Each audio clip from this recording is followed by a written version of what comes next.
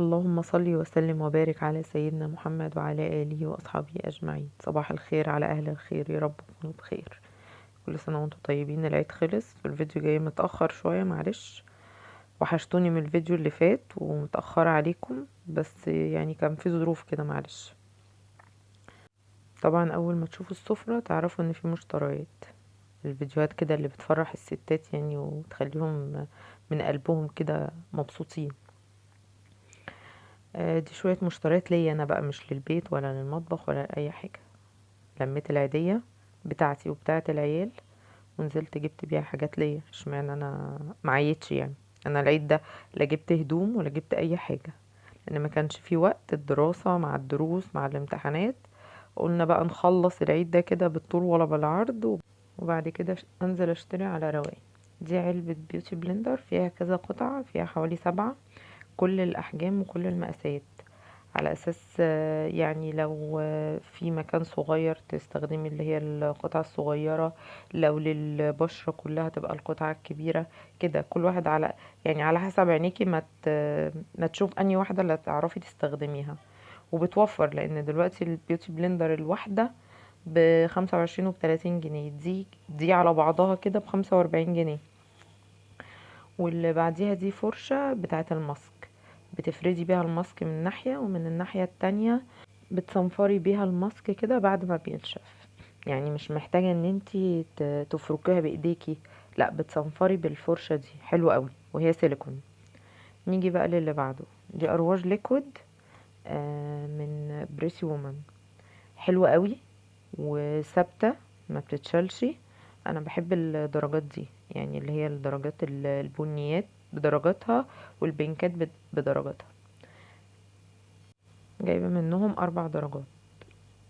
برضو حاجتي بنزل اشتريها من تحت، من شبرا او من العتبة او من اي حتة، ما بجيبش حاجة من هنا. دول بقى مجموعة اقلام كحل بس الوان. انا بستخدمها استخدام تاني خالص، بحطها زي الاي شادو كده فوق العينين، لان ما بحبش الاي شادو. ده ثابت كده كأني برسم الكحل، برضو القلم بيحكمني ان انا بعرف ارسمه كويس. دي الوان بقى. احلى حاجة في المجموعة دي ان هو طري جدا وبيتفرد بسهولة. وفي كل الالوان. يعني احنا بنحط الاي شادو عشان بيبقى مناسب مع الهدوم اللي احنا لابسينها. الاقلام الكحل او المجموعة دي فيها الازرق والاخضر واللبني والجولد والموف الفاتح والغامق والاسود والابيض. بس الابيض طبعا مش بيتحط فوق العينين زي الكحل. الابيض بيتحط في الجفن من جوه عشان يوسع العين. يعني اللي عينيها ضيقه ما ينفعش تحط كحل اسود، هيضيق عينيها بزياده. واللي عينيها واسعه تحط كحل اسود. اللي عينيها ضيقه بقى بتحط الكحل الابيض ده في الجفن عشان يدي وسع للعين. وهو ده فايده الكحل الابيض يعني. ودي طبعا كل الالوان دي استحالة هدومك هتخرج عن الالوان دي. يعني هتلاقي على كل الالوان. الازرق عامة بيلاقي على الوان كتير، والاخضر والاسود والبني. يعني متوفر في البلد دي الوان كتيرة هتغنيكي ان انت تشتري علبة اي شادو بمبلغ وقدره يعني. بس هي دي بقى كل الالوان، شايفين؟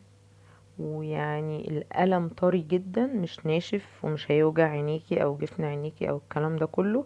اكتر حاجة بدور عليها او بتشدني القلم الكحل او قلم الروج النعومة بتاعته، واللي هو سهل في الفرد كده.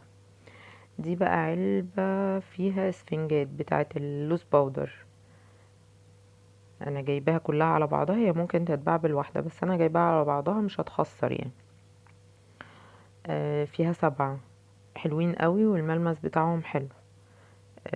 طبعا بعد ما بتحطي الفاونديشن بالبيوتي بلندر لازم تحطي اللوز باودر عشان يثبت لك الفاونديشن. ده بقى بلاشر ليكويد، اللون اللي هو الخوخي اللي طالع موضة. يعني انا كنت بحط اللي هو البينك، بس الخوخي حلو. يعني ما تكوني لابسه حاجات على بنيات او كده مش هينفع تحطي معاه بلاشر بينك، فالخوخي ده درجاته حلوه، نوت كده وموضوع ان هو ليكويد حلو قوي يعني. بتحطيه كده وبتوزعيه بالفرشة بتاعة البلاشر. شايفين نقطة صغيرة عملت كتير، يعني انتي بتحطي حاجة بسيطة كده عشان ما يبقاش كتير على خدودك يعني. ده صابون مغربي. طبعا انا اللي عندي خلص فجبت علبة تانية. انا كنت جايبة اللي هي المجموعة على بعضها، الصابون والليفة المغربي وال والدلكة دي، كل ده بيبقى في علبة، اللي هي الدلكة السوداني. طبعا بتبقي مسخنة التويلت جامد بحيث ان يبقى فيه بخار كده عشان مسام الجسم تتفتح. بعد كده بتعملي بالصابون ده، وبعد كده بتعملي بالليفة يعني. ومش عاوزة اقولك بقى بعديها الملمس، وبيبقى جسمك ناعم ازاي وريحته حلوة، لان هو ليه ريحة كده، بيدي للجسم ريحة. دي الصوب بتاع الحواجب عشان تثبت شكل الحواجب.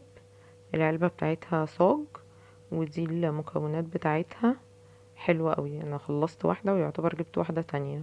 ودي المسكرة بتاعتها او الفرشة زي فرشة المسكرة كده عشان تفردي بيها الصوب بتاع الحواجب دي على الحواجب. ده قلم كحل ان اللي هو الديناميك.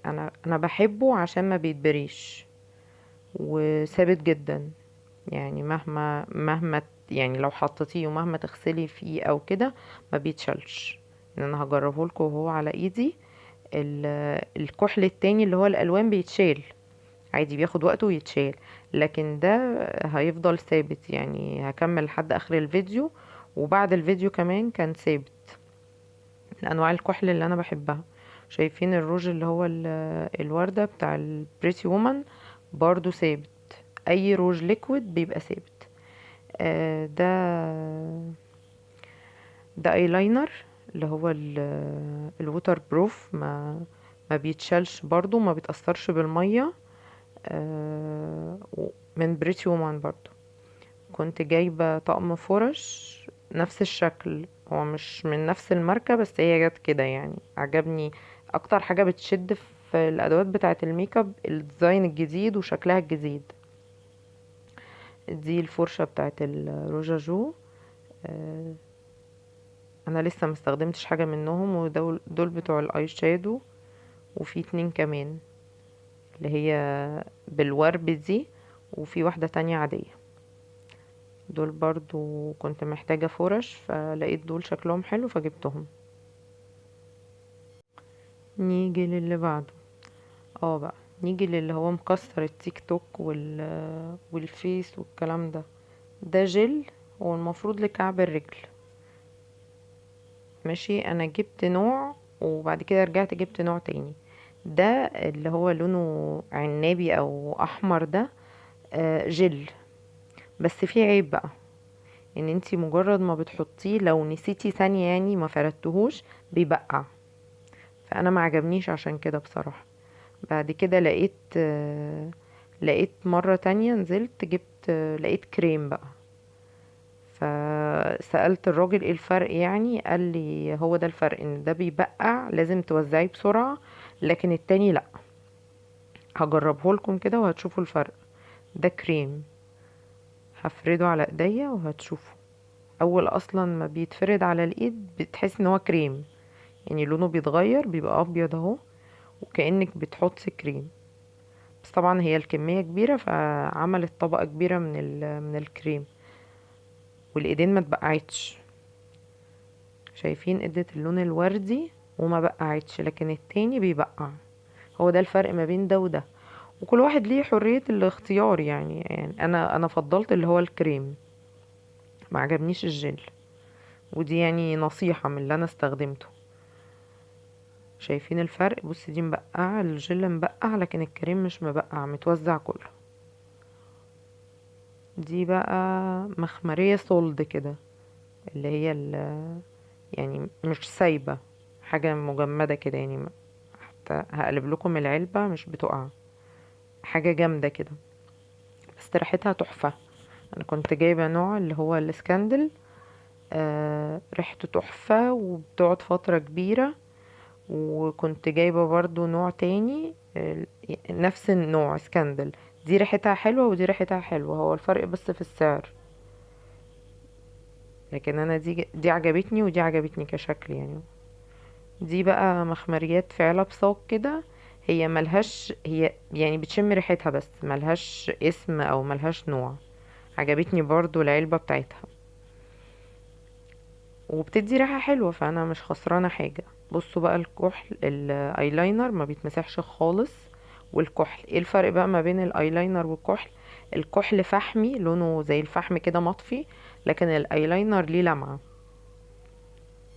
دي بقى مجموعة أرواش كنت جايباها على فترات، يعني مش كله مرة واحدة، وبنزل وبجيب وارجع الاقي في البيت نفس الدرجات. يعني هي كل عينيا بتروح لنفس الدرجات.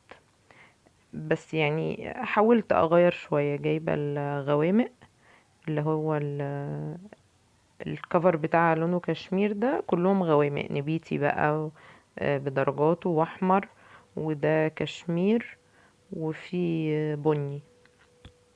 دي الدرجات بتاعتها. اللي عجبني ملمسه ناعم جدا، هو مش ثابت قوي بس ناعم. يعني كده كده الروج بيتشال، انت مجرد ما بتروحي المشوار وبترجعي بتشيليه. في ايه تاني؟ دي برضو الوان نوت كده، يعني انا جايبه الغوامق وجايبه الفواتح. هو انتوا هتحسوا ان كلهم درجات واحده، بس لا، في الاستخدام في درجات فاتحه وفي درجات غامقه. هي الالوان النود اللي طالعه يعني، على اساس في وقت ما ينفعش تحطي لون غامق نبيتي تخرجي بيه، وفي وقت تاني تبقى عاوزه تعملي حاجه خفيفه. فكل حاجة وليها استخدام. جبت 3 درجات برضو، وبرضو ناعمين وحلوين قوي في الاستخدام، بس برضو مش ثابتين. نيجي بقى لل ده من بريتي وومن. حتى القلم من الصباع الروج من جوه مطبوع عليه الاسم، مكتوب عليه بريتي وومن. حلو قوي وناعم، ودرجته عجبتني جدا. هي الدرجة اللي بره نفس الكفر، الدرجة اللي جوه نفس الكفر اللي بره. دول بقى أرواج من مايت سينما. يعني أنا بعشق البراند ده، هو براند مصري وتحفة، وسعره والباكج بتاعته وكل حاجة مفهوش غلطة، يعني مفهوش غلطة خالص. آه، ده لونه على بني، شايفين اتفتح ازاي اصلا طريقة فتحته. والتاني على درجة كشمير بس غامقة شوية، انا بحب درجات الكشمير. حلوين برضو، حلوين قوي. دول ثابتين، الأرواش بتاعت مايت سينما ثابتة. دي بقى مجموعة بتاعت مسك الطهارة، برضو حلوة قوي. يعني انا خلصت وجبتها تاني. العلبة بقى عبارة عن مخمرية كده، ريحتها فظيعة، يعني ريحتها بتجيب اخر الشارع. حلوة قوي، ممكن تستخدميها كبرفيوم، ممكن تستخدميها كمزيل عرق. ليها استخدامات كتيرة قوي، بترطب الايد. حلوة قوي قوي قوي يعني، وريحتها يعني خطيرة. يعني اللي جابها ما ندمش. ودي زي صابونة كده لمسك الطهارة، بس انا بستخدمها استخدام تاني. بعملها يا اما ببشرها وبحطها مع البطاطين او اي حاجة بخزنها في الدولاب، او بسيحها على النار وبعملها مخمرية، احط عليها فازلين وتبقى مخمرية. وده برفيوم كده زيت، برضو نفس ريحة المخمرية. هو كله الباكج على بعضه حلو قوي قوي قوي. دي بقى البرفانات اللي انا بحبها. انا عامة يعني بحب البرفانات الشرقي، ما بحبش الشجري خالص. يعني كل واحد دي اذواق. بحس ان الشجري كده لا، مسكرة زيادة عن اللزوم، ملزقة زيادة عن اللزوم، مش عارفة. انا بحب الشرقي، وبحب اجيب برفانات من ماي واي. يعني انا عاشقة البرفانات الشرقي من ماي واي. يعني بصي، دي حور عين دي، انا جايبة واحدة مقفولة اهي، ودي واحدة انا بستخدمها. ازازة البرفيوم بتاعتها حلوة قوي، ونسبة البرفيوم بالنسبة للكحول، البرفيوم تركيزه اعلى. حتى البرفانات تحس ان فيها زيت كده. البرفانات اما بتكون مية او نسبة الكحول كبيرة بتبقى ميه خالص، يعني تلمسيها كده ميه. لكن دي لا، النسبه بتاعتها حلوه وسعرها كويس بالنسبه لاسعار البرفانات اللي احنا بنسمعها اليومين دول. جايبه حور عين، وجايبه دي اوتار. شايفين الازازه؟ طب يعني الازازه لوحدها آه بتمن، والبرفيوم اللي جوه بتمن تاني. وجايبه اللي هي افنان، نفس شكل الازازه بتاعت اوتار بس اللي هي الجولد، هوريها لكم دلوقتي. ودي جولدن تاتش. ده كان باكج على بعضه كده، وجواه حاجات مع ازازه البرفيوم. شايفين ازازه البرفيوم اصلا بتاعته شكلها تحفه، وصغيره كده تتحط في اي شنطه. دي مخمريه. وال والتاني اللي معاها التانية دي بادي لوشن، كله طبعا بنفس البرفيوم بتاع جولدن تاتش. حلوين قوي. ويعني البرفانات بتاعت ماي واي كلها احلى من بعضيها. انا يعني مفيش برفان انا شفته ما عجبنيش، عادي مش مشكلة. يعني لو رحت سألت على حاجة وما لقيتهاش ممكن اجيب نوع تاني. هي البرفيوم بتاعتها حلوة قوي. نيجي بقى على اللي بعد. دي برضو نوع تاني من البرفيوم، ده جرين. هو لا هو شرقي ولا هو شجري، يعني وسط كده. واللي هي دي ديفا. آه، زي اوتار، بس دي الجولد بتاعتها والتانية كانت الابيض. بس نفس شكل البرفيوم، بس لا البرفيوم الريحة مختلفة، يعني نفس شكل الازازة بس الريحة مختلفة. بس حلوين قوي بصراحة، يعني ما فيش فيهم غلطة. ايه تاني بقى؟ ايه تاني كده؟ البرفيوم خلصت. نخش على اللي بعده. اه ده كان اوردر عاملاه من مايت سينما وجالي يعني. ده مصحح حواجب. شايفين؟ طب يعني في جمال كده. العلب شيك والباكج شيك والحاجات من جوه نظيفة جدا. الماتيريال بتاعتها نظيفة قوي. دي العلبة بتاعت المصحح، 3 ألوان. درجات البني على حسب بقى كل واحدة. لو حواجبها فاتحة بتحط البني الفاتح، لو وسط بتحط الوسط، لو غامق بتحط الغامق. ومعاها فرشة. وكل يعني كل علبة او لون مقفول بغطا عشان ما يبهدلش العلبة. يعني انا اكتر حاجة بتضايقني ان علب الاي شادو او علب اللي فيها الحاجات البودر تتبهدل على طول. انضفها عشان ما يبقاش فيها فتافيت كده. دي علبة بلاش برضو من مايت سينما. شايفين؟ حلوة قوي قوي قوي. والمرايات بتاعت مايت سينما فيها كمية نقاء كده، يعني تحب تبصي في المراية. دول برضو الوان نوت كده، 2 بني و2 كشمير بدرجات يعني. وايه تاني؟ جبت ايه تاني؟ اظهر وبان عليك الامان. دي علبة هايلايت، برضو نفس شكل علبة البلاشر. فيها 1 2 3 4 4 ألوان. الهايلايت بتاعه البيجمنت بتاعه تحفة، يعني حتة بسيطة كده وبتعملك يعني التغطية اللي انت عاوزاها. شايفين الكحل ثابت ازاي والايلاينر؟ يعني عمالة امسح فيهم اهو مفيش.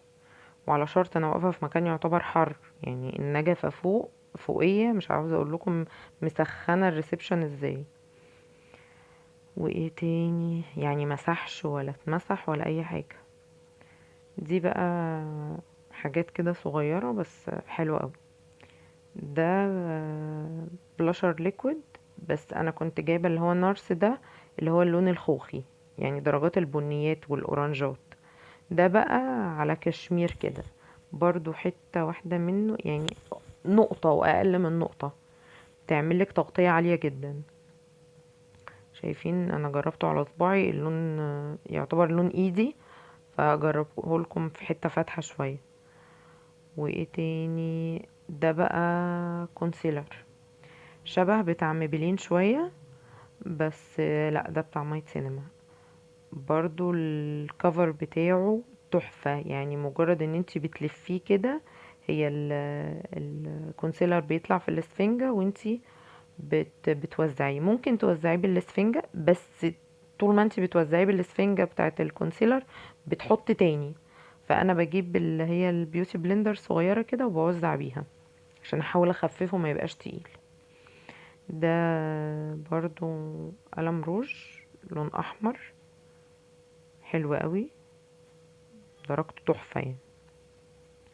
وده روج. كل باليت ارواج بتنزل من مايت سينما، الباليت اللي بعده شكل تاني، يعني ما بينزلوش شكل زي التاني خالص. بصوا انا بوريكم ان دي درجتها 209 ولونها على احمر، والتاني درجته 209 ولونه على بنيات. ده ده ليب جلاس، هو شفاف خالص بس بيدي لون بيدي لمعة كده، وبيدي لون وردي وثابت، يعني ما بيتمسحش غير كل فين وفين. وايه تاني؟ كده يعتبر اغلبية الحاجات خلصت، او كل الحاجة خلصت، انا مش فاكرة في ايه تاني. يعني حطولي لايك وشير وسبسكرايب عشان انا تعبت فعلا في الفيديو ده. اي نعم هو محبب لقلبي لان انا شارية الحاجات ليا ومبسوطة جدا، بس برضو تعبت في تصوير الفيديو. دي علبة بلاشر، كومباكت بلاشر. باي باي.